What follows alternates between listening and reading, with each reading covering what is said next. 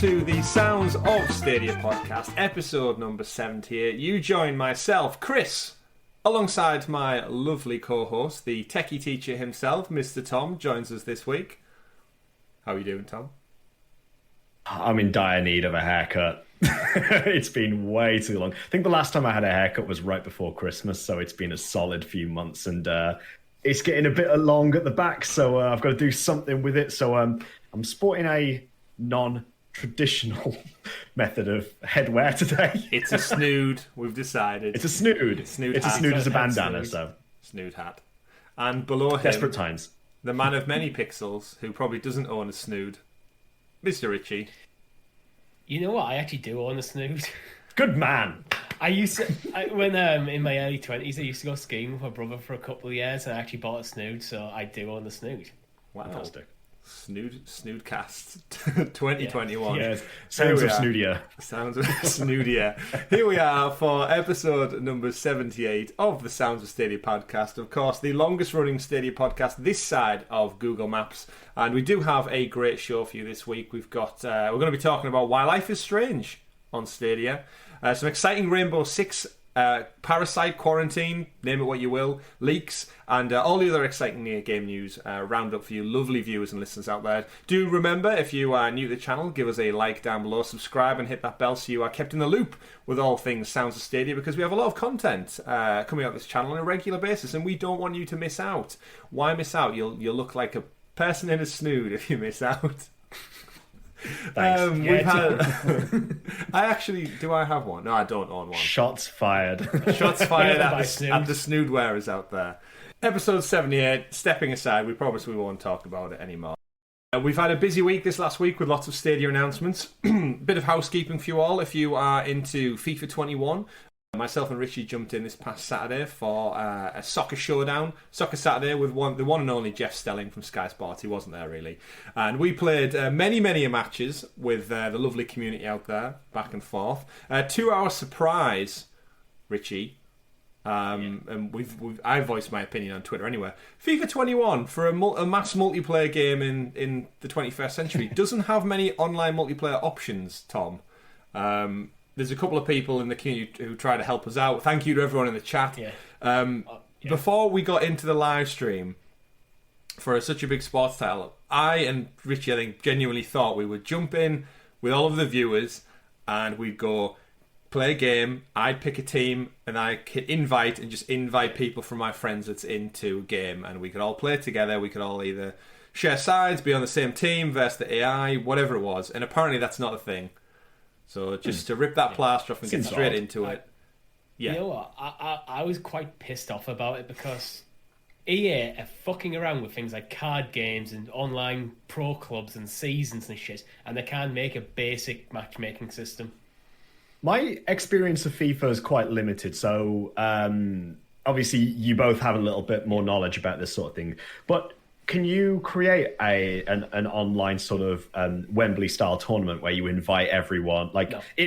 See, that's the kind of thing that I feel like it should have. Like you can just create tournaments, but it's offline only, so it's like. But surely, if you want to do something with a community online, you'd want to invite, let's say, 16 people. You all jump into a lobby, pick your teams, it automatically sorts you, and then each of you just plays your own matches till you. You would think. Can't do it. So that sucks. Yeah, it's really weird because I know Richie, one of our friends who's like a devoted FIFA fan, he gets the platinum trophy in every single year. That's how committed he is to the game. And every time we go around his, we have a few drinks, and he makes a tournament where we all pick a team, we all get shuffled into a hat, we get put into a table, and it's almost like knockout fixtures until we get one eventual winner. And it can go on for several hours.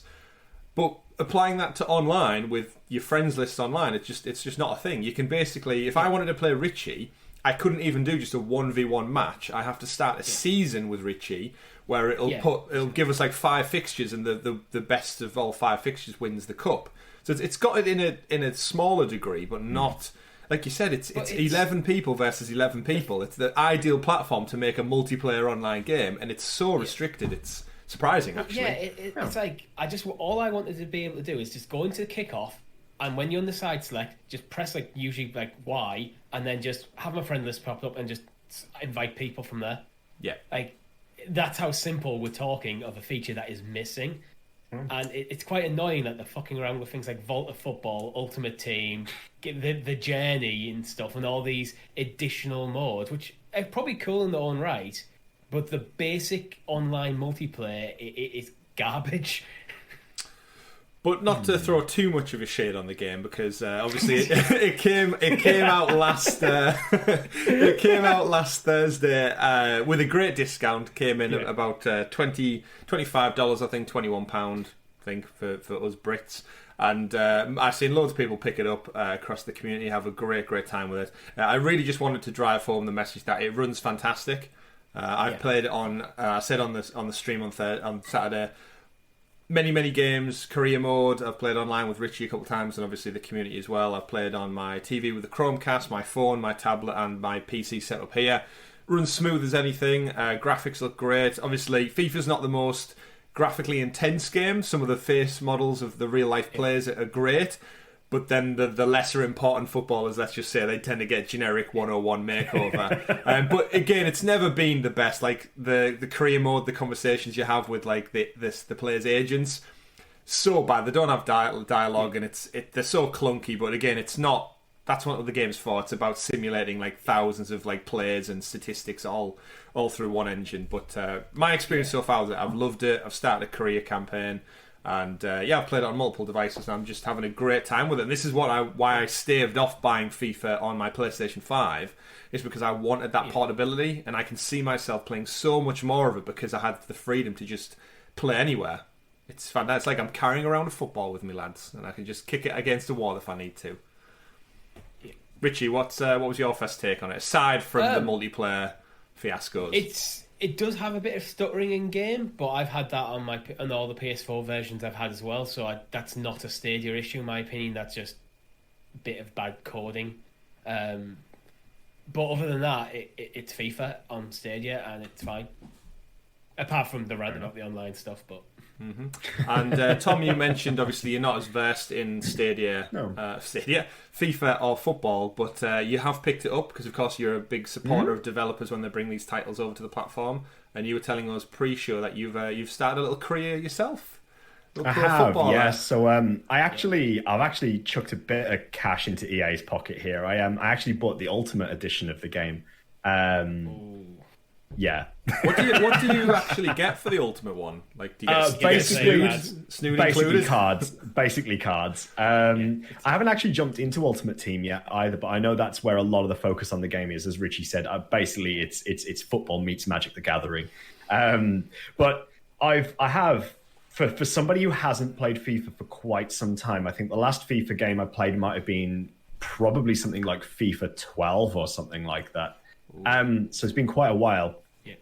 I jumped in. I played the opening game. So I played the Liverpool Paris Saint-Germain game at the very beginning.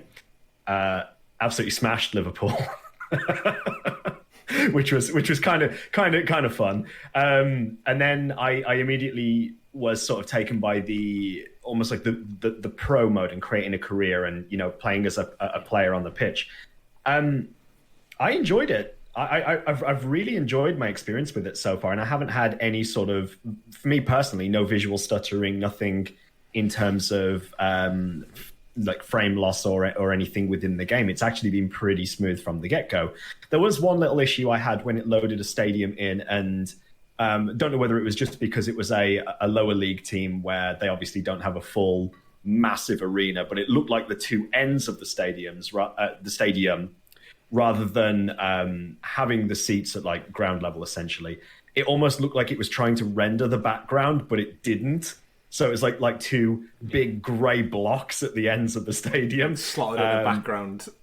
Yeah, it was just like just cardboard cutout ends just dunked in at either side. But it's been a great experience, and I've actually been really surprised at how much I've enjoyed it, to the point that it's the career mode in particular has had me wanting to go back again and again. And I found myself with my mobile just like taking it with the Kishi at lunchtime at school and getting a couple of career games in while I'm on my lunch break, which is, as you said, it's the portability of it. And that's where I think it really shines, that I can just jump in and play a game and get that done.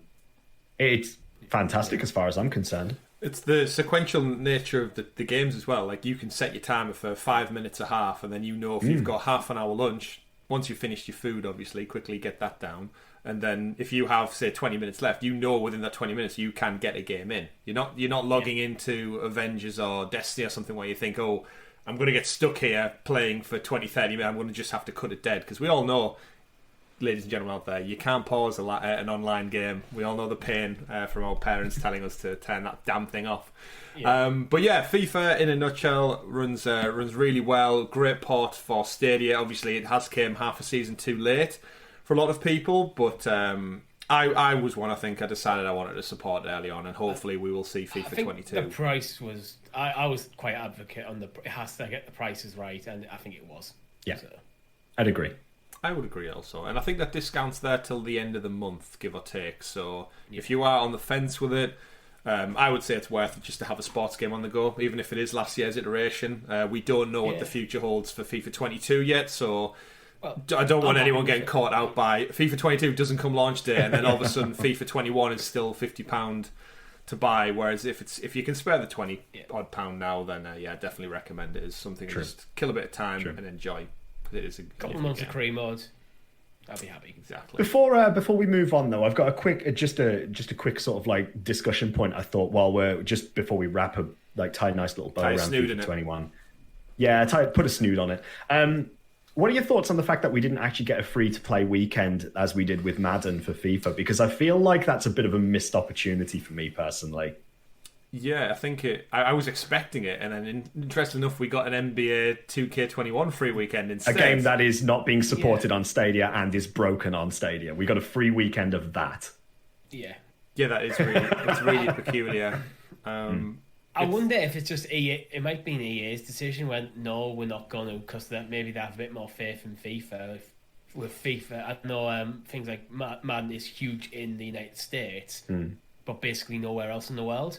FIFA is an absolute global beast, so maybe they just have a bit more faith, and maybe NBA was the compromise.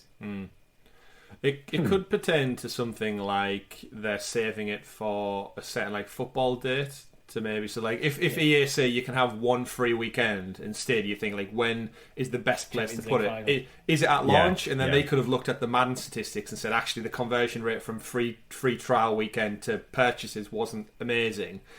We might want to drop FIFA something maybe at the start of next football season instead, and that could be like their one shot in the hole. So when the Premier League kicks off in August, because the next FIFA iteration generally doesn't come till late September, that could be like a nice window to say, oh, hey, football's back, here's a free weekend, go. I suppose we've had like a 6-month run up to getting FIFA. By that point you can already research what the game is, to out on other platforms, and literally for me it came down to purely just like, what's the price? If I look at the price and go, I'm happy to pay that, then it's a guaranteed purchase. So I think they're probably already comfortable that either people are going to buy it or not. Yeah, and I don't know how much. Maybe the conversion rate of a free weekend would have not actually been that high. Possibly. Good point though, Tom. Yeah, just worth mentioning. Or maybe just because we bitched and moaned about it that much, they just didn't want to give us a free weekend. They can either buy it or shut up. It's out now. Stop moaning. But Chris, stop counting. So we bought it, then we had another rant about it. Yeah, exactly. Online mode. That's what we do here, of course. Yeah. Right, gentlemen, let's get into some positive news coming to Stadia. Tom, give us the rundown, will you please? Of course, we're going to get straight into the super sexy special Stadia Stories segment, aka the news. And this week's news is sponsored by our wonderful patron, Mr. Luke Langlands from Stadia Source. Thank you for supporting us, Luke. It does us a great service, and we do appreciate time and energy. And we should probably segment this as well as saying we are working still on the YouTube memberships, and a lot of our patrons have asked for the transferring of power over to YouTube from patreon.com/Sounds of Stadia, where they do get things like SideQuest early, exclusive chats as well, and game time with ourselves. But we are making that transfer. There's a couple of, again, finalisation things with YouTube's partner program we need to figure out. It's not as easy. We finally found the time today to actually sit and talk through it. Yeah, so we are getting to work on that. But if not, patreon.com/Sounds of Stadia. Remember, just like Luke does, you can support the channel. You can write in with your questions for the show. If you like what you see and you enjoy our content, we do appreciate it, and it helps us grow and bring better quality stuff to you. Right then, gentlemen. News for the week. We didn't pick up in the housekeeping because it's the main big stories. We got the Square Enix Presents Spring Edition was this past Thursday. We jumped on, we reacted to it live, we saw some of the amazing announcements that Square Enix had. Overall, Tom, did you get a chance to watch the presentation back at a later time, or you just read the news? The highlights. I sort of skipped over a lot of it and just sort of focused in on the things that I was interested in, like the Avengers news and some other tidbits that we'll talk about today. Wonderful. So me and Richie, my initial take on it was I thought it was a great event. It wasn't overly long.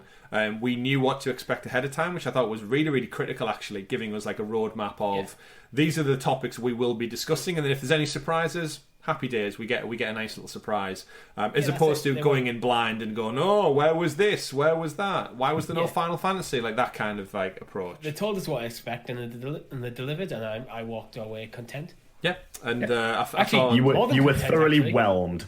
Yeah, I was definitely whelmed. Not underwhelmed. And the actual art style, we said through the show, Richie, but like the little graphics they had gone, it tied up all the IP really, really nicely. They took things from Life is Strange, Avengers, Tomb Raider and stuff, and they kind of just had a similar, really strong like artistic choice throughout. So the whole showcase seemed tied together really nice, and it just flowed really smooth. But the biggest stories to come out of it were, first up, we'll say probably the biggest announcement was Life is Strange True Colours, which is the next entry in the Life is Strange series, made by Deck 9, who of course made the Before the Storm DLC for number 1. They're taking the reins, which we anticipated anyway, and they're making a new title, a new entry. And the great thing for me with this entry, gentlemen, is it's not episodic anymore. Me and Richie, I think even just last week, bemoaned the episodic nature of these games, and that it has more detrimental impact than it does benefit for the title, because people fall off, people don't want to wait, people lose track of the story, and it just doesn't really work. So this title, I've already said, it's going to break that episodic formula. So you just buy a game, you get the game, and it's good to go. So to give our viewers out there, the video is playing below, but it's going to be set in the town of Haven Springs. True Colour stars Alex Chen as your protagonist, a female Asian American protagonist, and feature a popular crossover character from Life is Strange's prequel, Before the Storm. So there is a character to kind of tie the two narratives together, and someone who you recognise. It's developed, like I said, by Deck 9. It's a prequel, same lead writers from the Before the Storm game. So you're probably going to have that similar tones that they're going to hit. The story begins as Alex arrives in town to reunite with her brother after 8 years apart. But after a tragedy strikes, Alex will find she, like other Life is Strange protagonists before her, has a special power of her own. She can experience and absorb and manipulate strong emotions felt by individuals around her. So we won't go too much in depth past that. But by the sounds of it, she can read empathy and such, and so if like someone is scared, she can sense that and she can manipulate. I don't know whether she can manipulate the people or what, but it's going to probably have a deeper story to the whole thing as well. For those who've never played a Life is Strange game, they are very narrative adventures, but they always have like a twist where your main character tends to have like a weird superpower. So like in the first game, you had the power to like rewind time a little bit. Okay. Like so this one appears that she's be able to like read and potentially manipulate people's emotions. Ooh. Yeah. So if I ask you to get me a drink and you said no, and I say no, you really want to get me a drink. It's kind of like the Force. Actually, you can really influence. Jedi mind tricks don't work on me. Only money. Only money. What do you want to Says don't nod. Sorry. What do you want to drink? Rum and Coke, please, Richie. All right. I laughed. He just left and never came back. What would you do if I turned up in your house? Like, I just disappeared, and while the show's gone on towards the end of the show, there's a knock at the door, and it's me holding a rum and coke. I mean, if I'm honest, Richie, if you just disappeared, I probably wouldn't continue with the show. I'd probably say to Tom, "What do we do now?" And then probably try and call you or text you, and then it would be very interesting. Yeah. So, Life is Strange: True Colors, of course, is the title, and it's coming out. It's available for pre-order on Stadia already. It's up on the store, so that means we kind of knew it was coming ahead of the announcement because it dropped on the shop online before we actually went live. But we kept it to ourselves. We didn't want to spoil anyone's surprise. And I'm just really happy that one, it's not episodic, and two, the game looks great. I like the color palette, the art style has always been very particular with the Life is Strange titles. And I'm just really looking forward to sitting down and playing the game. Not thinking, let's see how this story starts and then wait 2 months and then wait another 2 months and just, enjoy it for what it is, because that's what I did with the first game. I just waited till it was all out and played it in one full playthrough. And that's what has prevented me from playing the second game, because I think it came out... episodes 1 and 2, and I think they messed up something with the timeline, and episode 3 or 4 took ages to be announced or come out, and then by then I was like, well, I'll just wait till it's done. I fizzled out on it myself and then never got back to play it once it's all released. But which I need to. Mm-hmm. And because Before the Storm was great, the first one was great, and they did that Tell Me Why game as well in between. I think that was the last title. That was pretty much also the Avengers that was from Captain Spirit. Oh yeah, that was like a free. That was free, right, on PlayStation. Tom, what's your history with Life is Strange?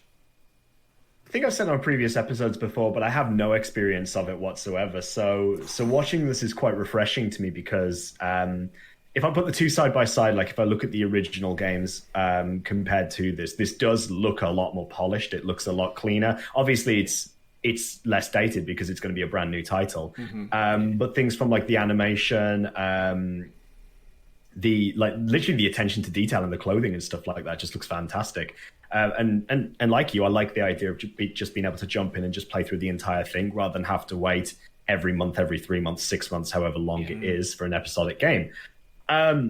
I'm quite excited to see not just that a new game is coming, but that Square Enix are really still quite supportive of the platform, because again that gives me hope really that there is still a future there for particularly this type of game, first of all, because we all love these narrative titles. Like we've said before, we love the Telltales type games as well. Mm-hmm. And to have something that I believe is relatively similar in an extent to the Telltale games, but to have that additional mechanic of some form of superpower that will have some impact in the story in some way as well as is really quite nice. I'm looking forward to this. I may actually jump in and pre-order it and commit to it. Ooh, yeah, because we've seen in the community. I'm not pre-ordering it, but I will be buying it. Yeah, we've seen in the community. This is again arguably after Far Cry and Riders Republic. This is probably the next big title we know of.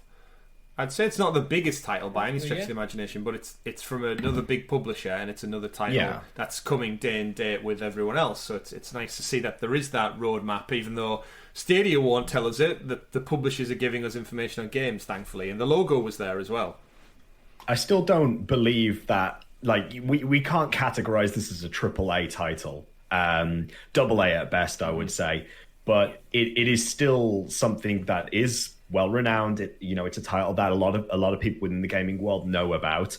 It's got a passionate fan base. Life is Strange.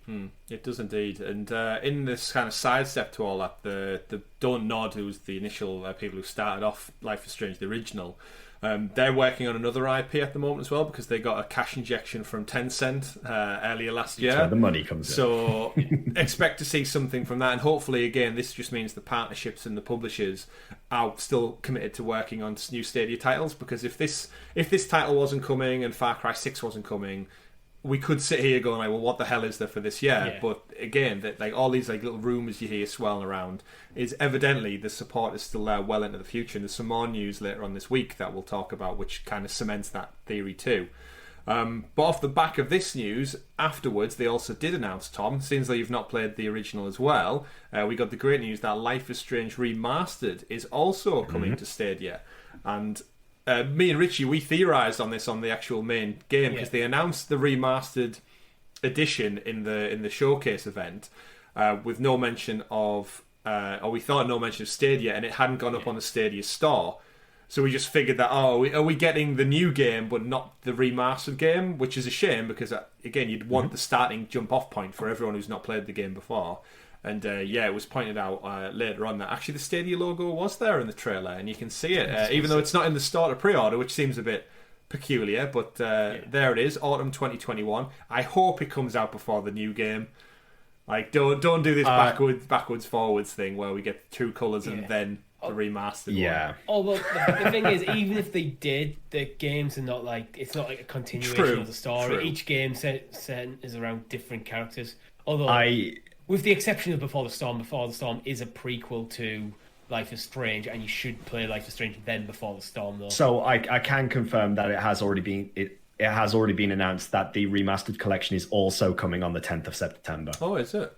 Oh, it's dropping the same day as True Colors. Oh well. So I wonder why we don't have pre-orders. It's, again, very selective with Stadia pre-order games. It is, yeah. I've always found that's pretty strange. It's almost like they put all their eggs in one basket with the new title. Realistically, when, for the most part, if we know that something's coming, it should be available to pre-order if somebody so wishes to do so. But I think we've discussed before that the whole point of pre-orders really on an online model like Stadia is kind of a moot point. It's kind of irrelevant, isn't it? Really, unless you get an additional content out of it somehow. Yeah, pre-order but bonus. it's got to be for a numbers game. If anything, it's just to see who's interested, perhaps. Indeed. So we'll see. So for you, Tom, I quite frankly would just recommend try the remastered one first, and then if that hits you in the feels, which I think it will, then hopefully pick up the newer one as well. But yeah, exciting stuff. I think I'm finally going to try it. Two big titles coming. Me and Richie both love them, and you guys out there should check that out too. So that was kind of the big tentpole announcement from the showcase. The rest of it was kind of just like filling in the gaps of games we know about already. We got a big announcement for one of my favourite games of last year. Marvel's Avengers is finally getting its long-awaited Black Panther expansion, the War for Wakanda. And they showcased that off in a great trailer. You saw the Panther statues, you saw a bit of like greenery, some flora, some fauna out there, and more importantly, we saw the reveal of little pieces of Wakanda as well. It looks like it's going to form part of a central hub within the Avengers world, which means another location for you to kind of hang out with your fellow S.H.I.E.L.D. agents. And that's going to be coming later on in the summer. We knew again this was pushed back and delayed after the passing of Chadwick Boseman as well, so I think they've put that on the back burner a little bit, which has kind of had a knock-on effect. In the trailer, we hear the leader of AIM, Monica, talking to one Ulysses Claw, which you may have recognised, played by Andy Serkis in the Avengers movies. Age of Ultron, I think, was his first one. Didn't last very long. But yeah, so looks like he's going to be one of the villains. My guess is he's going to look like Taskmaster in everything but visuals. But in terms of the game, exciting stuff, gentlemen. We're finally seeing some new character reveals, and they did come out with a roadmap as well. So to give the people out there that, we've got Operation Hawkeye dropped on the day of the content, so last Thursday. So that's available now for all you Stadia players out there. They're going to add... there's a thing called the Red Room Takeover, which I suspect is going to be in line with the Black Widow movie dropping, just because the Red Room ties in with her. So, and she already is a character in the game. So this is what I've always said about the Avengers game. It should tie in with the content that's dropping elsewhere. We should get a Falcon Winter Soldier drop when that's on. We should get a WandaVision kind of thing when that happens. And when there's a movie comes out, they should tie it in. That's the perfect thing to build up hype. They've added some cosmic cubes, and there's a new area to fight in, Richie. You'll be thrilled to know. It's called the Wasteland. There's slightly new villains, but in all honesty, they're still just more robots to beat up. I don't think the game wants you killing humans. I think that's the problem with it. There's a PG R rating problem there. Yeah. And then finally we get the War of Wakanda expansion as well, which is going to come with obviously new heroes, new outfits, new enemies, location, and a story. Exciting stuff. But to put a cap on all that, I have played the Hawkeye DLC. It's very, very short. Disappointingly short, in fact. I literally must have finished it in less than 3 hours. It was a couple of missions, a couple of cutscenes, and then that was it. Here's the tease for what's coming next. I was done with it, and I still need to get Hawkeye up to level 50. The grind they implemented that we discussed on last week's show doesn't seem too harsh. In all honesty, I think after playing the expansion, I'm already up to like level 22, 23 after just 2 nights of playing. And when I say 2 nights, it was literally like two-hour segments of play. And now I'm waiting again. Kick in a bit harder at higher levels. Oh, true, yeah. Oh well, maybe I'm on the cusp of hitting that grind then. Maybe. Again, I enjoyed what I played. I'm a big fan of Avengers. But once I finished that story mode, I was kind of like, am I now back to the grind already after, 2 days from the announcement? And I know I've seen elsewhere they announced that Spider-Man is still in the works. I feel sorry for all those poor bastards who bought this on PlayStation hoping to play Spider-Man anytime soon. Oh, dear. That's still, if you think the roadmap, this is 2021 content. So Wakanda's probably going to be coming the back end of the year. You ain't seen Spider-Man till Christmas at the earliest, if not next year. And imagine if you bought that game in the hope that you were going to get to play Spider-Man, last November. Well, there's a lot of people who've dropped out of Avengers already and probably will never go back. And there's a lot of them who bought it for Spider-Man won't get to play Spider-Man. I mean, they can. I don't know. I always just assumed that Spider-Man was going to be there at release because it feels weird to not be. I think the problem with Spider-Man is if he's anything less than how he plays in Insomniac's version, he's going to be ripped apart for how bad he's going to feel. Because if they just end up copying out the way Hawkeye traverses, he shoots an arrow up and he gets kind of brought up like Batman's grapple hook almost. That's not Spider-Man. Spider-Man should be slick, smooth, and swinging through the streets. He is going to be worse. You can't make him as good on this style of game. It's just that simple. So those who complain, it's not, the Spider-Man's not as good as Insomniac's, they need to realise they're not playing Insomniac Spider-Man. This isn't a Spider-Man game. Go by that.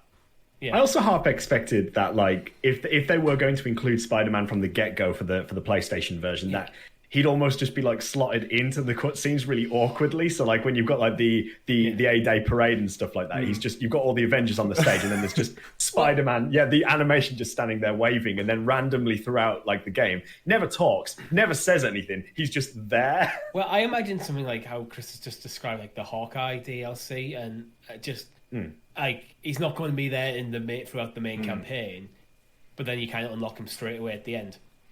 Yeah, it's probably just going to be little episodic cutscenes before a mission, because the missions are very cut and dry. Here's an objective, defeat these villains, then there's a boss fight at the end, and in amongst that you can collect crates or take down leaders. That's the gist of the game, with maybe a loose thread of narrative throughout it. I enjoy where the story's going. I think it's interesting how it's going to loop the whole game, because it does have time travel stuff now, so it's going to link the whole game back in with the campaign. It's just how long they're going to take to get to create that loop. And there are things like hive rooms, and we know people online played some of the end game content last September, and it's still not out yet. But this roadmap is very much 5 to 6 months behind what it initially was. This Wakanda stuff was obviously going to be out the back end of last year, and the start of it. Last year. I can't get my dates wrong now, but either way, I still enjoyed it. Hawkeye plays great. His katana, his bow is very similar to Kate Bishop, and he's got lots of cool moves, lots of different arrowheads that mess up your enemies in a really fun manner. I enjoyed it. I'm probably going to grind him to level 50 because I want everyone at level. I can't just leave him at 23 when the rest of my roster is at level 50. But the Wakanda stuff ideally for me needs to be sooner, because having played it this weekend and already finished it, it's okay, Chris. Okay. Here's a bit of a sidebar for you then. Based on your experience, because out of the three of us, you're definitely the most versed with this game in particular, having played the every character up to 50 other than Hawkeye. How would you rate the inclusion of Kate Bishop and Hawkeye in amongst your experiences with the other Avengers so far? Do you find that they sit quite nicely in sort of in terms of their skill set and their usefulness within missions, or would you position one of them higher, one of them lower? What I'm looking for, I suppose, is I want you to sort of rank the Avengers, rank the Avengers based on your experiences in games so far for usability and so on. Yeah. Okay, I'd say I definitely have the most fun with Thor, but I then partially think that's because Ragnarok's one of my favourite movies, and you wield Mjolnir for God's sakes, literally. Thor is fun. And just like, you feel powerful with Thor. He's got lightning abilities, and you can fly. There's really no restrictions on what he can and can't do. Second up, I'd probably say Iron Man, because again, the whole repulsion, the flying aspect does add a lot to the game, because these are wide open maps, and traversal is quite slow if you are just a human, essentially, which some of these are. After those two, let me think. I'd probably say Kate Bishop. Actually, I think slots in third. I really enjoy playing with her because she has the quantum leap, which allows you to traverse really easily using kind of like zappy portal-esque movements, and the bow and arrow mechanics and the sword fighting is really cool. Who else is that? I'm trying to kind of think. Hulk's rubbish. He doesn't feel anywhere near as strong as he should be. He's a massive behemoth and he does barely any damage to like a little robot. So that needs to be fixed from a design aspect. He looks cool and he's got his moves, he looks cool, but he just doesn't have the aggression and strength I would expect from the Hulk, the Incredible Hulk. So he's definitely down the back end. You've got Cap, you've got Kamala, you've got Hawkeye, and you've got Black Widow. Yeah, I'd probably say Cap, then Kamala. Cap's got a shield, but again, he still is just like a human on the ground. It takes ages to climb anywhere, and the shield, sometimes you throw it and it doesn't come back for a long time, and you find yourself a bit exposed. Kamala's cool because of the growth mechanics. She can go like really super big and stretchy, and actually, I'd probably say fun-wise, she might edge out Cap a little bit, just because she's a totally different character I've never played with before. And then probably Black Widow. And I haven't played enough of Hawkeye really, so they're kind of on that similar vein where they both traverse slowly. Their skill sets are limited to just human tools and weapons.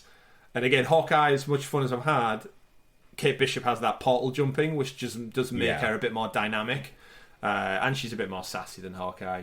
And I actually don't know, having Hawkeye second makes him just feel like I've already been there with that style of character. Okay. So even though his arrows are different, his core mechanics is very much still katana slices and...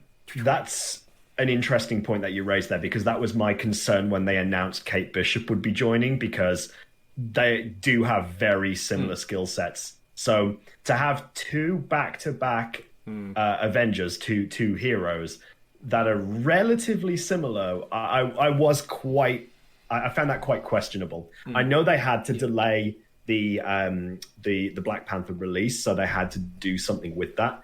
But I just felt I was just a little bit concerned about how that would slot in. So it's interesting that you drew on that, because that was also my concern with it. Okay, but Kate Bishop's content into the actual team, though, I felt like was a lot longer and a lot more like woven in. Whereas Hawkeye's very much feels like, we can just tacky on him on the end of it, as it was. Nice. Drawing no pun there.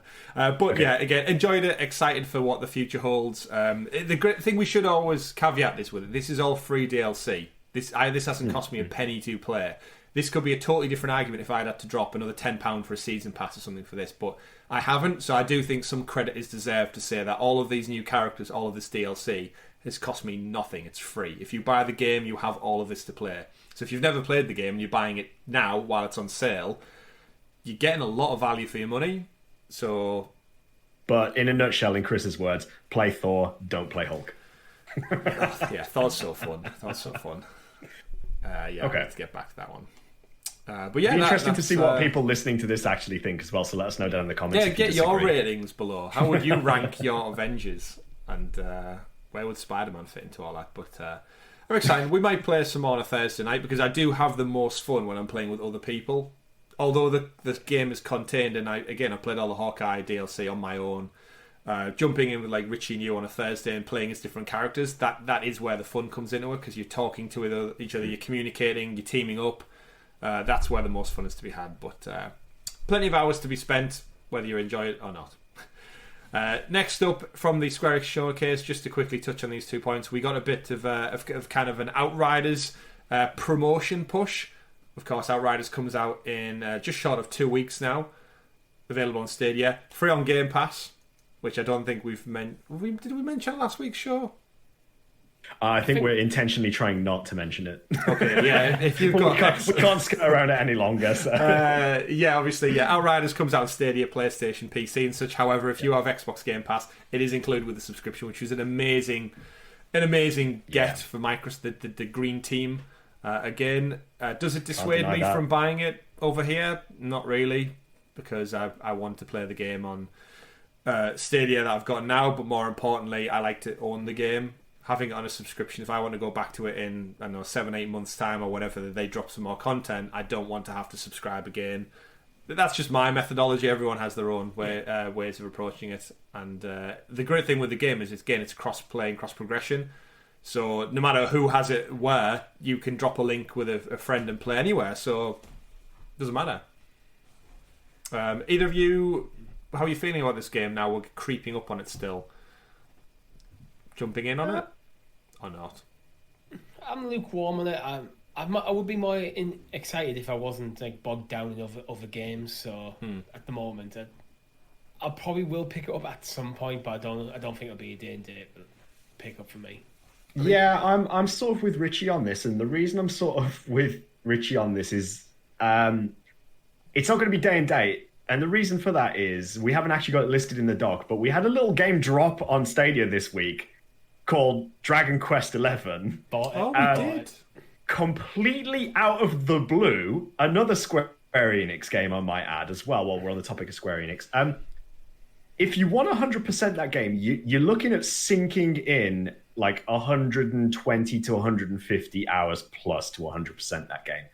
And the Dragon Quest series is quite a long-running, like akin to Final Fantasy, a long-running, well-loved franchise. If you've not seen it before, the art style is very it's Akira Toriyama art, who's very well known for the Dragon Ball series, that sort of anime art style. Great RPG, well worth checking out. You could play it in both either the 3D mode or in an old 2D sort of pixelated mode as well, which is fantastic too. So if you're a bit of a fan of an old school top down JRPG, you can definitely give that a shot. But the price they were pushing at as well, Richie, you said you've picked it up. I picked it up as soon as I found out about it. Well, that's going to be my binge over Easter. I can guarantee it for certain. So yeah, I'm a big JRPG fan, but I've never played any Dragon Quest games. They've always just kind of passed me by. So when it dropped, and I'm just trying to look up the price now, I remember looking at the price and going, you know what, I'm happy to pay that for my first experience with Dragon Quest. I think it was £32.99 pounds, that is. But this is also the highest rated of all of the Dragon Quest games that's come out as well. It's the most critically acclaimed, and as it is the Dragon Quest 11S version, it's got a very long name. It's probably one of the longest names on Stadia at the moment, to be honest. Echoes of an Echelon, I think it is, or something like that. Echoes of an Elusive Age, or something. Of an Elusive Age, Definitive Edition S. Definitive Edition S. It obviously comes with a lot of additional content as well. It is sort of like your equivalent of like a Game of the Year sort of edition, where you get extra content, Ultimate Edition sort of thing. But yeah, so I'm really sorry to say, but Outriders is probably going to go on the back burner for a little bit, because I got a lot of JRPG to play now. Yeah. When this was dropped on the blog, right? Just like randomly. It just came out on the Tuesday, and it was there. It's £27.99 with if you're a pro member. Good shout. Down from $34.99. So it's like, for a game that's like you're going to easy sink like 60 to 100 hours into. Yeah. As a JRPG fan, I look at that price and going, yeah, this is my time to try out Dragon Quest. I mean, I could have bought it on the Switch, but I didn't. Because now you can play anywhere, Richie, not just on your Switch. So and again, the reviews that come in. The reviews are coming in on Stadia and saying that it plays incredibly well as well. It actually, from what I read online, it actually plays best on Stadia compared to other platforms. Really? But the game has been out for a while on other platforms, so it is past gen. So in terms of like PS4, Xbox One, but it does play best on Stadia in terms of stability, frame rate, and so on as well. So. Good get all around, I think. It was such a surprising one as well. and more support from Square Enix. Like, if we're getting good JRPGs, just give me more Final Fantasies. I'm good. Well, that's what I was going to say. Like, at what point have Square Enix put more effort into it than Ubisoft have now? Yeah. Like, where's that? I'm curious to know what the numbers are with titles, because they must be catching them up. If I start to see things like Final Fantasy X, Final Fantasy 12, and so on, then I'm sorry, but like my wallet's going to be dry, because I'm going to support Square Enix the whole way. They're probably my favorite publisher to support, if I'm going to be completely honest. They're probably mine. They're definitely in the mix of my favorite publishers. Yeah, they seem to be ramping up recently. Like, I realised myself playing Avengers and then playing Outriders, and then when the showcase was on, they had Tomb Raider and Life is Strange. I was kind of sat there thinking, shit, I really like Square Enix games without really realising. Because I've never been a big Final Fantasy fan, so I know that's always been like their big wheelhouse like franchise. And they do a lot of stuff in between. So really interesting. And so that wasn't part of the showcase, but funny enough, we got it randomly dropped through the week. One of the other things to just kind of wrap up the showcase, which they did show off, was the Tomb Raider trilogy, which we're big fans of here at Sounds of Stadia. They showed off a Tomb Raider Definitive Survivor Edition trilogy collection, which hasn't came to Stadia, and that just made me like think of the question to put out to you two. How do compilations really work on this platform when the games are obviously all in the cloud? So having the trilogy doesn't really make any difference to the 3 games being available anyway. I suppose you could say that for all digital content, but you know what I mean? Like, this isn't in the Stadia store, even though they could very much do it within... All they would need to do is drop the artwork in and the link to all 3 games with like a menu screen, so obviously not that simple. Depends if they're going to go down like the almost Hitman route of bring out these games where they're all in the same actual game bundle, rather than a bundle with where one purchase and you get 3 games. But it'd be dead easy to just... I'd imagine to just go, he grouped them together, slap a new bit of artwork on it, here's new price, done. But it's not there. I just thought it was interesting that we have all 3 games, and I suppose it depends on whether it's going to be released as a standalone sort of, physical media, sort of akin to, Crash Bandicoot Insane Trilogy, because if it is going to be something like that, you can imagine you boot it up and you've got like your 3 start screens that you can pick which chapter you go into. In which case it's almost its own software package, isn't it? So then it would have to be released as its own standalone game. Like, I get what you say, but it's different to buying 3 separate games. If it's one game with it inside. Yeah, if it's not a standalone, he's one software package that contains 3 games. If it's more just a bundle, well, basically we already have a way of doing that in Stadia. It's any Deluxe edition that comes with DLC, it goes, this bundle contains, and lists it, and there you go. True. But I just like stuff in nice little packages. That's for me. Like, even though I don't think it's actually getting a physical release, because it's available now as soon as the news dropped, and it's on PlayStation Store with a discount. I think it's about £20 or so. So it's like £20 for all 3 games. It's an amazing deal if you've never played them before. But again, it just made me think about like compilations and stuff, and how Stadia will approach them from a digital standpoint. Like, Hitman does it really, really well, where you can buy the games within the games essentially. But how that works for other titles, it's left to be seen. Another shout out to a good Square Enix game. Yeah, exactly. So that brings it to a wrap for the Square Enix spring event. I'm really looking forward to what they've got in the pipeline going forward with these extras. They said they'd be back in the summer, so probably just to piss on E3 when they can't pull anything together. They'll probably just host their other event. We'll have an EA, we'll have a Ubisoft, a PlayStation, and poor E3 are just going to sit there wondering why they own a venue in LA. Nobody loves them. And nobody wants to go. They've really been screwed over harsh. I saw them trying to pull together like a digital event, but the reality is, why would you? They're still charging like hundreds of thousands to be part of the digital event. When you could host it ourselves for less. Yeah, it's not a good business practice anymore. I mean, we could host it if Square could send us the video, we could put it up for free. Like, let alone. Like, why would you pay someone to do it digitally? It makes no sense in the modern world. Yeah. But either way, it's probably worth the money when you're on the convention floor and you're interacting with fans and you're interacting with other developers. That's probably where you get the value. But for a video showcase, I wouldn't pay it personally. It don't work. Yeah. It certainly doesn't. Don't work. Speaking of stuff that doesn't work, apparently embargoes from Ubisoft, because our next story up on the week is Rainbow Six Quarantine, or also known as Rainbow Six Parasite, also known as Rainbow Six. We'll name it when we realise how serious the pandemic is. There's a guy over on it was on Facebook Gaming of all the places this was streamed. We've seen some footage. The first unreleased footage, by the way. Ubisoft have kept this very close to the chest outside of a launch trailer tease. Guys, we've actually seen what it looks like and what it plays like. So Rainbow Six Parasite as it's labelled, but whether that ends up being the final name or not. We know Rainbow Six Siege was rated for Stadia months ago at this point, and yet we're still yet to see it. We're hoping it's going to be in line with next gen, with the next gen launches for PS5 and our current gen, I guess, Xbox. Here we are, hopefully not far out, and we're starting to see now these creepy zombie people.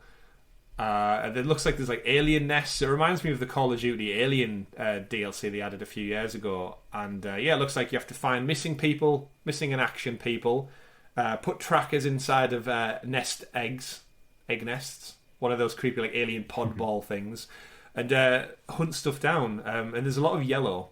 Have you guys actually seen the video clip, or has the video been banned now? It got pulled down before I had a chance to watch it. Yeah, so I haven't seen it. Oh well, it might be in our podcast. It may be cut depending on if Ubisoft find it. Get DMCA'd, Chris. Well, obviously I pulled the clip out from the YouTube video, but I'm looking at the article now from Eurogamer, and the video's not there. Yeah. So yeah, in a nutshell, lots of little sneaky aliens.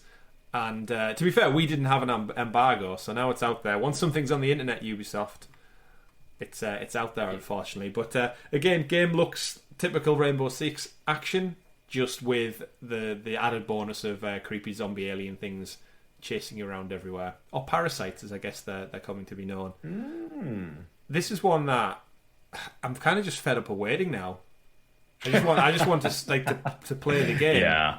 And clearly, this guy who's released the footage isn't going to be playing it anytime soon. He's probably going to get took to court, as they say, for breach of his DMC. It's one of them things. It's like, if you're in a privileged position where Ubisoft are going to let you play show you some of this footage, you've just bent them bridges so quick by doing that. Mm-hmm. And now other publishers are probably not going to trust you either. Well, so it's just not worth doing, in my opinion. No, Facebook Gaming of all places as well. Yeah, but I know. Either way, we'll probably hear more and see more about that. Now the cat's out of the bag, that probably usually forces the hand to actually talk about it a little bit more, finalise the name. And we have suspected we're probably going to see Ubisoft forward at some point imminently as we trickle into... we're nearly in April, gentlemen. How crazy is that? Like, spring clocks go forward next week for us over in the UK. And we get a bit of light, we get a bit of daylight back. Boo. Missed that precious sleep. And but the year is ticking over, and we're still quite short on the game announcements front, especially when publishers like WB push games back, because next story of the week is Gotham Knights. Is the latest game to be delayed. It's been pushed back to 2022 now. We expected things like this, right, gents? Pandemic and the pushback. Richie, you said before it was always going to happen later rather than sooner. All the games that were already cooked. Games slated for 2021 are going to be hit harder by the pandemic than those slated for 2020. Yeah. So they put out a tweet. It was nice and simple. It wasn't quite cyberpunk, an entire War and Peace. They have essentially said Gotham Knights will now launch worldwide in 2022. We're giving the game more time to deliver the best possible experience for players. Thank you to our amazing fans for your tremendous support of Gotham Knights. We look forward to showcasing more of the game in the coming months. So again, probably some kind of WB digital event later in the year to show us off that one. It's a pretty cookie cutter statement these days, isn't it? It's very much like, we're going to put it in the oven, let it cook for a little bit longer. Thank you for your support. We look forward to showing you more in the future. I'm okay with that, because I don't think a lot needs to be said. You don't need to go into massive details behind the delays. Just look, it's not coming this year. It'll be next year. We'll tell you a bit more about it later in the year. That's it. Yeah. And I think a lot of these publishers will have not learned a lesson, but they'll look to the lesson learned by CD Projekt Red last year, because just when I think back to CD Projekt Red, Imagine if they had just delayed that until this summer when there's no big titles out. They could have had the entire summer at their whim, essentially. And they forced it out, and that game's still not out on PS4, guys. Remember, it was pulled from the digital store. It's been 3 months and it's still not back, which is crazy. Obviously, they've made their millions anyway, so...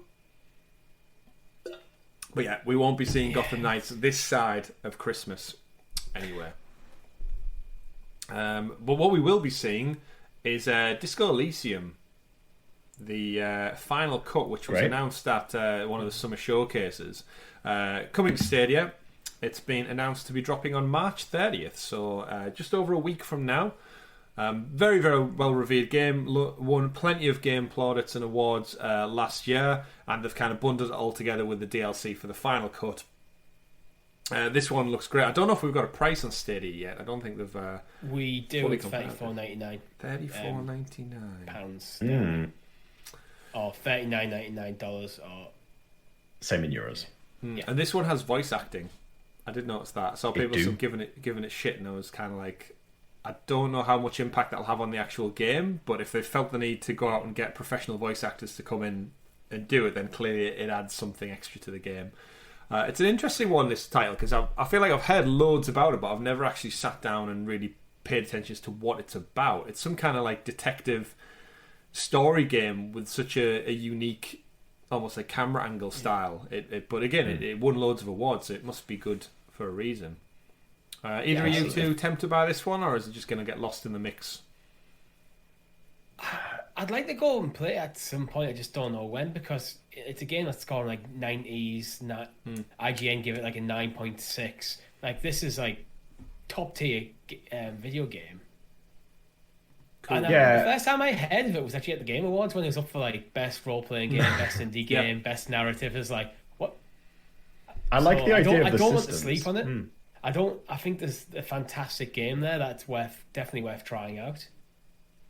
I'm so struggling with this one because I love the art style, I love the systems in the game, and I love the idea of it. I just don't know. I don't know why I can't commit to it. I'm the same. I'm really struggling it. Like, some games I can really just be like, again, sorry to shout about again, but like Dragon Quest, I was immediately like, yes, bye.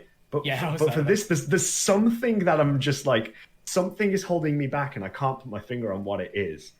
I don't know, but I think for me, what's holding me back and just buying it is just I've got other stuff to play. Okay. Part of me I would prefer to be playing at the moment. So yeah, part of me thinks it might be like the pro conditioning.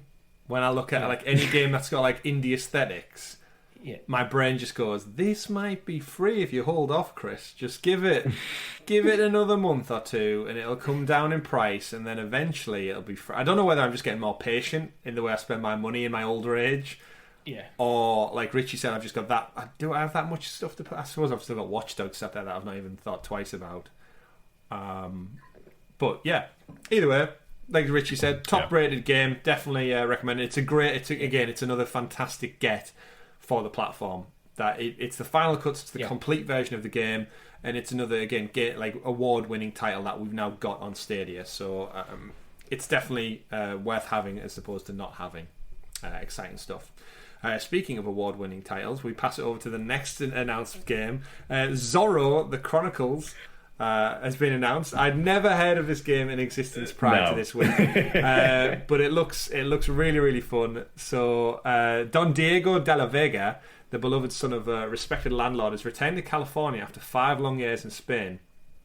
Longing for his father and sister, his heart is filled with joy and anticipation of seeing them again and returning to the peaceful town. However, things are no longer the same as when he left. The town is now ruled by Captain Monasterio, whose greed only rivals his ambition. The poor townspeople, who cannot pay exorbitant new taxes, are sent to jail, and their families are forced to work off the debt. The once joyful community is now a place of oppression and hopelessness. It's essentially a Mask of Zorro game. I love the fact that we're getting a Zorro game. I don't know what it is about it. It's just so like so throwback to just thinking Antonio Banderas. That's exactly. I wanted to read that whole statement in that, but then I thought I'd get criticised more than I would praise. So. Oh wow. Huh. It looks fun, if I'm honest. It's got humorous. It does. Like again, he cuts people's underpants down very much like Puss in Boots would. I like it's quite a tongue-in-cheek comedy style. It just kind of reminds me of like just some like little puzzles, almost like if a Lego Zorro game was made, except for it wasn't made in Lego. This is kind of what I would expect from it.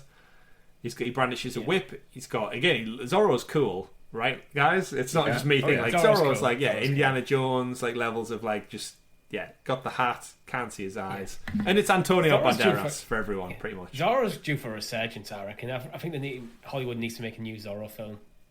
They do, yeah. Would you bring? When the last Zorro game came out, take a guess. 98. Well, I'm going to say 90s. Ooh, okay, interesting.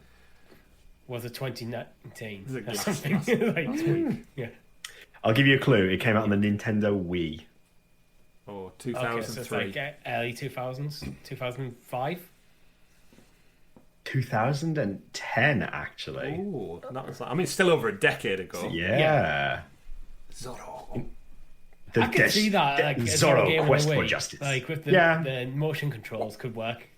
I'm very surprised that like I loved the Zorro film. Like I absolutely loved it. Like ate it up. I just so good. So much fun as a kid. But I feel like you said that it's due a resurgence because there's not been any sort of like Legend of Zorro related content that's come out to the point that I feel like a game that's targeted quite clearly at a young audience, because it even says in the launch trailer, like, may contain humorous fight scenes that children will love and parents too. It's like brilliant. Like you're actually targeting it at us, right? But kids, even though it clearly is a game that should be targeted at a child's audience, it's like they don't have that link to the pop culture, to the film like we do, that we remember. There's probably like a cartoon that we're not aware of. That's maybe thing. I'm completely out of the whole thing here. But looking at the game, it says like live a hero's life and fight for justice. Play as the legendary Zorro or his sister. So there is two potential character options. Develop by unlocking better stats, new moves, and talismans. Better fighting techniques, enjoy fun, rewarding, swashbuckling combat featuring hilarious yet spectacular finishing moves. Choose your playthrough style, adapt your approach to a wide variety of enemies, use ninja-like stealth to take on your opponents by surprise, and enjoy beautiful, designed, colourful locations with eye-catching visuals as breathtaking as Zorro. The animated series. So that's what it's based on then. It's weird that it's called Zorro the Chronicles, right? It should be called the Chronicles of Zorro. It would seem like the right way to position those words. But yeah, don't know who it's made by. BTC Studios, PvP Games, never heard of them, but swashbuckling fun for all to be had. As long as it actually plays well, it could be a good game. Who was the female lead in that Zorro movie? It was Anthony Hopkins was in it. Antonio Banderas. Who was who played the love interest? It was. I'm checking this out now. Oh wow, actually. Zorro. Catherine Zeta-Jones. That's who I wanted to say. I didn't want to stereotype. Yeah. Wow. The Legend of Zorro. Jones. The Legend of Catherine Zeta-Jones. And speaking of a weird twist of Stadia news, not only do we get Zorro the Chronicles, but this week we also got the Typing Chronicles. Not related. Not related. Don't get the way you said that. Don't get your keyboards in a twist. Nanotale Typing Chronicles is coming 31st of March. We knew about this. It's from the Stadia Makers program. It was revealed like months ago right now at this point, where essentially you use... It's similar to Lost Words, actually, Richie, in the way you use the words to make your movements within the world. Very unique style of game. Coming in a few weeks. So, yeah. Tells a fantastic... I actually believe it's also a sequel to Epistory Typing Chronicles as well, which we have on Stadia. Yeah. Oh, of course. Yeah, that's already out. Oh. It does actually look quite cool. Yeah. You'll have to give us a first look, Richie, and see what we get. So Do you know what the Nanotale price is on it? delivers a blend of typing, adventure, and RPG experience. Players stumble and interact with other characters, solve various puzzles, and unleash magical powers to defeat foes. The game draws players in with its unique game mechanics, as everything from movement to combat, even to menu controls, is accomplished using solely a keyboard, thus challenging players to sharpen their typing skills throughout the game. How is this going to work on a controller? It won't. Is it on-screen, Clearly keyboard, do we think? Unless it has some sort of radial menu, passion. like you can just like cycle through letters and it automatically. I think that's kind of defeating the objective of the game. It's a typing game. It's a game that's meant to help you improve your typing, ultimately. But not everyone has a mouse and keyboard. But Well, maybe you should, you peasant. My argument against that is, if you don't have a mouse and keyboard, then this game isn't for you. You might not know that though. If you've bought Stadia and you've got a Chrome, I guarantee a lot of people who have Stadia don't have a PC as well. Oh yeah, if you threw this out to the Facebook community, I'm sure there'll be people there who say, "What's the point of this game? I've got a controller." Like, I wonder if it comes with like a warning or something, like keyboard prioritized, keyboard please. warriors only. Yeah. Keyboard warriors indeed. And next up on the news docket, we have the PlayCrafting GameJam event 2021, which wrapped up this past weekend. Loads of creators was part of the Stadia Makers program, sponsored by Unreal Engine. They all got together and basically made some games over a weekend. All these developers, using the power of the cloud, just got together, guys, and just made some games from scratch. It's crazy to see. It wasn't really spoke about anywhere, but they did announce the winner, so I just wanted to draw some attention to it. The winner was the Intergalactic Personnel Recovery System. Really catchy name, guys. Made by Kartik Kinney and Eric Cook. They won the Stadia Makers package. They won a bunch of free digital merch and such as well. Essentially, if you've ever heard of the game Papers, Please, it's similar to that game, where the theme is essentially, the theme for the whole series was Lost and Found, probably due to the amazing Among Us one-on-one. I think the winner got an hour conversation with the Among Us developers as well, to kind of share tips. Wow. That's pretty cool. So that's what the theme was. So what they've made essentially is a game where you act as a 911 or 999 in the UK emergency services operator for the entire universe. And basically a ticker presents you with coordinates to dispatch rescue units to. And as time goes on, some of the pieces of the information get hidden through various panels, essentially like, spam and adverts that pop up. So the longer you play the game, the more windows appear overlaid. Oh man, okay. So it's all about management, and essentially you have to dispatch the emergency services correspondence to the emergencies while trying to... basically, you're a 911 operator, but you're the only person working that shift. And every single problem from the universe is coming through to your computer screen. So you've got to manage everything, dispatch people... so not a very character-based game. You're doomed to fail, but how long can you keep it going? It seems to be. Obviously, this was made over the course of a weekend, so it's probably not as detailed as they would love it to be at this moment in time. But I just wanted to give a big shout out to Kartik Kinney and Eric Cook, because this could be very much on Stadia. They have the rights to this game. Well, they it's can go go on Stadia Makers program now, so... Yep. Obviously, they did have, as part of this competition, freedom to take their game elsewhere. They don't have to play it on Stadia. There's no moral contractual obligations, which is what I think was a nice caveat to the event to have. But yeah, it's actually, if you follow, I'll try and drop the link in the description if I do remember, but you can actually download the game now and test it out for yourself. If you so can. And there was plenty of other games. There was one where a cat stole a wizard's hat, and you had to try and traverse through like a 2D platform world to try and catch this damn cat. There was one where it was like a baby at the beach or something, and it was basically a baby lost its mother, and you would crawl through along a beach 2D platform to try and get to the mother.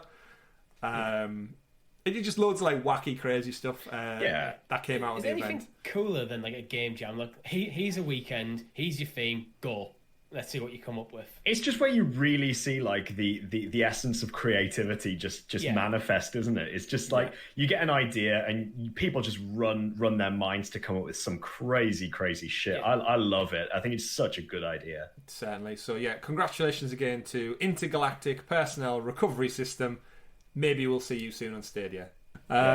Speaking of real warriors though, Tom, Valhalla, Assassin's Creed, the game that I've spent far too much of my life in, is getting its first expansion pass. The Wrath of the Druids, first major expansion. The luck of the Irish. Well, yeah, it launches 29th of April, set in Ireland to commemorate St. Patrick's Day last week. A new country added to the game, and we see our hero, Ivor, track members of a Druidic cult named the Children of Danu into the Gaelic myths and folklore of Ireland. New quests, activities, villains, bad guys, mission strands, all that kind of typical Assassin's Creed challenges that do come into the game. Dropping later on this spring. So plus a whole new area for you to explore, 100%. Yeah, that's another thing. New skills. I'm actually excited too because I think I said at the end of when I finished the game, originally, I had all the best loot and weapons and armor that I'd built up towards, and then the game finished. Yeah. So you kind of never get a chance to enjoy the best equipment you've ever had to feel so empowered. So DLC always gives you a good opportunity to actually use that and go test yourself out in new fronts too. It's also dropping alongside some of the seasonal content. So the great thing with Assassin's Creed is not only do you get the seasonal pass stuff you can pay for, but they do drop free content and free missions into the world as well. So even if you don't have the gold season pass or anything like that, you'll still be able to jump back in with some exciting new stuff. And I think we're expecting the Siege of Paris later on in the year, so that's going to be coming in the summer too. You going to jump back into it, Richie? And for Tom, are you going to play this game ever at all? For me, I'm probably not going to jump back into it. But there again, it's a rare game that I actually play the DLC on because I tend to play games quite slowly anyway. So by the time I'm like rolling credits on the game, I'm ready to move on to something else. And Tom? How many hours have you put into Valhalla? I'm really. Oh my god! I knew this was going to come around. As the person who has Nordic tattoos, you were so excited. Right? For this okay. game. Okay. Let me make one thing clear to everybody in the community. Fake Norse fan. Yes. Fake gamer. No. Yes, I play video games. I do not have the time to play video games at the moment because I've got a lot going on with work and at home with child on the way and stuff like that. I still haven't played Cyberpunk. I still haven't played Assassin's Creed Valhalla. Yes, I am behind on all of my gaming.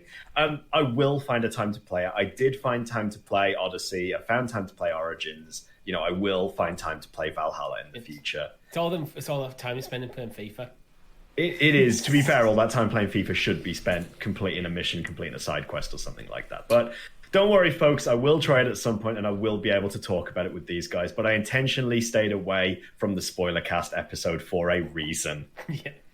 That is true, because if you are getting round to the Valhalla DLC, remember myself and Richie did a full Valhalla spoiler cast on episode 3 of Sounds of Stadia SideQuest, where we went deep on that game. We broke everything down, we discussed villains, storylines, plots, bad physics and mechanics in the game, good physics and mechanics in the game, and our overall takes on the game. So you can still go check that out, because it's going to be an evergreen one. Whenever Tom finally gets around to finishing it, you can go back and listen and be like, the guys were right. This character was an arsehole. This mechanic was terrible. Spoilers, come on. It's one of them shows. It was intended to be a half-hour show, and 45 minutes in, I realised that we're about a third of the way through the plot. Yeah, it's a big game. It's a big game. We could have spoke for ages on it. So easy. So keep your eyes out for more Valhalla DLC in the future, because Ubisoft do a great job at supporting their single-player titles on a long trajectory as well. So I'd imagine we're going to see Valhalla content right through to the announcement of the next Assassin's Creed entry. And following on from that, we've got some more DLC coming from Bethesda. We know last week we spent some time talking about the Bethesda potentially not supporting Stadia in the future, down to the Microsoft family partnership now.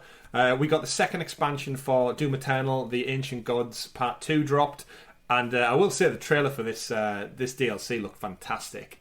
Really gave me the itch to play Doom, because I do own Doom 2016. I picked it up on a sale for Stadia, and similar to what Tom was saying, it's just finding the time to kind of jump in and think, am I going to give it the dedicated hours that it deserves? I don't want to jump in and play it 1 or 2 hours. I want to be able to commit like 10 to 15 at least to really get into the gritty nature of it. But Ancient Gods Part 2 available now. I need to go back to Doom Eternal, because Doom's one of them games when I've got, when you just have that itch to just play a first-person shooter, it's just full-on chaos. It's not usually in my wheelhouse, but occasionally I just want to shoot some demons in the face with a rocket launcher. That's what Doom is. Yeah. For me, it's fantastic at it. for me with Doom, I've had to sort of put a stop on it. Like I've got 2016, I've got Eternal. I played quite a bit of Eternal, to be honest with you, but because I was playing on like Nightmare or one of the highest difficulties, not the highest difficulty, I had to stop with it because I think Doom is one of those games that while you can run around and play with a controller, it's very much a twitchy shooter as well. Yeah. So I think I'm going to jump back into it with mouse and keyboard rather than controller, just because I like the ability just to be able to move that much slicker, I suppose, in a way, rather than it being more precise and more controlled, which you get with a controller. I like to be able to just quickly move my mouse and be, facing a different direction, because there's so much going on. I think I'd jump back in with mouse and keyboard if I was to jump back in. I'm no good with mouse and keyboard, so I'll stick to controller. But Ancient Gods Part 2 is the epic conclusion to the Doomslayers saga and the second campaign expansion. You denied the gods and awoke an ancient evil. Now rally the scattered sentinel armies, lay siege to the last bastion of hell, break through the fortress walls, and face the Dark Lord himself. The soul of the universe hangs in the balance. Your war against hell ends here. So it sounds like that's the last entry in that DLC. And because that is the last war with hell, the final news story of the week is Last Kids on Earth. To get the name title right, The Last Kids on Earth and the Staff of Doom has been rated for Stadia. Tom, this is another animated adventure making its way over to Stadia. I don't know what the actual cartoon is, but I've heard it's very, very popular. Time to tear up Jack, Quint, June and Dirk, unusual names for children, in a search for missing pieces of the ultra-powerful Staff of Doom. But beware, Melondre, Queen of the Slime Monsters, seeks the staff to summon Rezok the Ancient, Destroyer of Worlds. Upgrade your weapons, armor, and cruise around Wakefield. Wakefield. Sorry, folks. For those who don't, who are wondering why we're laughing so much, Wakefield's a little bit too close to home for us. It's also just like, okay, it's just such a random place to pick. Yeah. So if you just Google Wakefield UK, and you'll see what type of just small town. Oh. So in a post-apocalyptic Wakefield, pickup truck, fight through hordes of zombies and massive monsters and epic bosses in The Last Kids on Earth and the Staff of Doom. So aside from its rural UK setting. It's another one from animated series to games. It caters more to obviously that younger audience, which we know the platform does have. But go check that one out. It's been rated, which means we'll probably see it as some content drop soon. Exciting stuff. I'm very intrigued to see what Wakefield looks like that's cracking me up. Envisioning it. We get to see Valhalla with how ancient Britain looks. We get to see the origins of Egypt and Greek mythology and Wakefield. It's when we get games set in the UK, it's almost always London or maybe Edinburgh or occasionally York, and then you get Wakefield. Wakefield. Lovely. But that brings us to an end for our news stories of the week, ladies and gentlemen. Do not forget to like and subscribe down below and click that bell so you are kept in the loop with all of the amazing content myself, Tom and Richie bring you here at Sounds of Stadia, like our weekly Thursday live streams, like our Let's Play series, like our first looks, like the Sounds of Stadia podcast, which you are probably listening to or watching right now. And aside from all that, we also have the Sounds of Stadia SideQuest show, which we're going to record straight after this. If you are a patron, you get this 5 days early exclusively over at patreon.com/Sounds of Stadia, where from as little as $1 you can support the channel a little bit more and get our content nearly a whole week early. So if you can't wait to listen to these topics being discussed, head over there, support us a little bit more. We do massively appreciate it, and it goes a long way to keeping a smile on our faces and knowing that we're loved, because we're very needy people. Richie, speaking of needy people, I'll hand it over to you. I'm not that needy. No, you need me to segue into the Sounds of Stadia SideQuest. What topic have we got for discussion this week, my friend? This week we're talking about exclusive games that were exclusive to Stadia, but now are going cross-platform. Ooh, you mean the games that we always knew were never going to be exclusive forever, but lots of people out there like to make a big deal out of it. Yeah, I've seen that. I mean, let's see that's it. SideQuest. We're done. I've got some salt for that particular show. So remember, you can get that early. Good. You can get this show over on youtube.com/Sounds of Stadia as well. Follow us over on Twitter. I'm at CyberChris2077. Tom, you are at Adax's LP. Richie at RichieC89. And you can follow us for all of our own personal takes. If you don't follow the Sounds of Stadia channel, we tend to get a bit more personal on our own feeds. We try and keep work and business and pleasure all separate. So if you do want some hot, spicy takes from us about games and such, follow us over on Twitter. And obviously, reach out to us. If you've got any questions for the show, send us them. Like, we want this to be a community thing. We try and get you as involved as possible. We know there's hundreds of you out there, literally hundreds of you, who watch the show every week, and we don't hear from you. So let us know in the comments down below your names, your questions, your theories, what you like, what you don't like. Same with SideQuest. Good topic idea for SideQuest. I'll be happy to hear from you. Exactly. Send it in. But that has been Sounds of Stadia podcast episode number 78. We're creeping towards 100 now, gentlemen. I know. It's on the horizon. And thank you very much, everyone, for stopping by. Don't forget to enjoy those games in the cloud, and we'll see you soon. My name's been Chris. I can't wait to go get my haircut in Wakefield. And I'm still being Richie. We've been Sounds of Stadia, everyone. Have a great week. Game on. See you soon. Take care. Goodbye. Bye. Bye.